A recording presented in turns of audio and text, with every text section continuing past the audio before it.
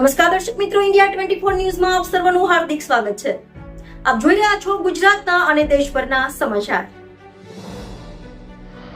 ખંભાત શહેરના આંબાખાડ ભાથીજી મંદિર વિસ્તારમાં રહેતા પરિવારજનોના ઘરોમાં પાણી ફરી વળતા મુશ્કેલીમાં મુકાયા। ખંભાત શહેરમાં છેલ્લા 3-4 દિવસથી પડી રહેલા અવિરત વરસાદને લઈ આંબાખાડ વિસ્તારની પાછળ આવેલા ભાથીજી મંદિરની આસપાસ રહેતા પરિવારોના ખેતરો તેમજ ઘરોમાં પાણી ફરી વળ્યા હતા। તેમજ આ પરિવાર મુશ્કેલીમાં મુકાવાથી પોતાના ઘરનો સામાન તેમજ જરૂરી ચીજવસ્તુઓ છોડી આંબાખાડ કબીર મંદિરની અંદર આશરો લેવો પડ્યો હતો।